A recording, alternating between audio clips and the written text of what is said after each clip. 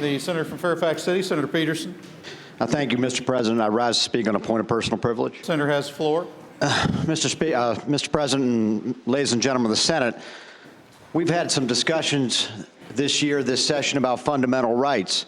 And I rise to speak about one of the fundamental rights that form this Commonwealth, and that is the right of people to peaceably petition their government and to peaceably assemble. And this right was included in the Virginia Declaration of Rights, and then, of course, was included in the United States Bill of Rights. And as part of our First Amendment, it's one of the most fundamental rights that we hold dear. I joined this legislature 10 years ago, and over the past several years, I've seen demonstrations and protests of every kind. I've seen some people come armed with placards, some people come armed with firearms. I've seen some people wear medical coats.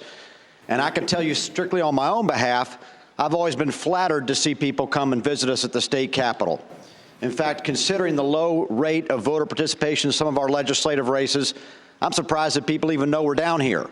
And I've tried to make it a point to converse and speak to everybody that comes to visit me, whether or not they share my opinions. I say this as a preface to telling you that, quite frankly, I've been shocked and amazed at some of the reactions that we've had to protests in this state capitol over the past few weeks. Let me just point out a couple. Last Monday, February 27th, we had a group of women that came to protest some of the legislation that has passed this body. And I won't speak to the merits of that legislation, but I will speak to the merits of how I believe they were treated when they came onto these Capitol grounds. And they stood in front of the governor's mansion, which is public property, and they registered their disappointment with some of those votes.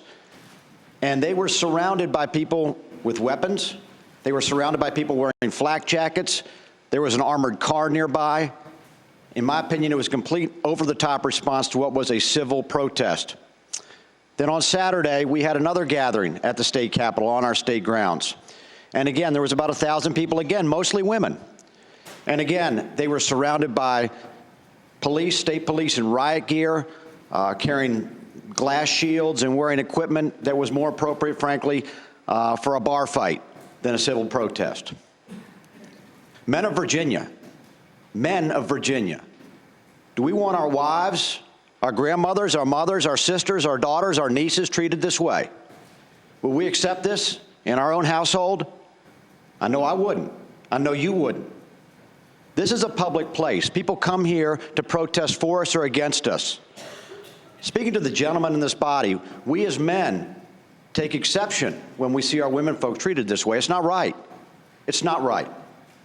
Ladies and gentlemen, this is a place for civil protest. They protest me sometimes they protest you. But this is also the land of the free.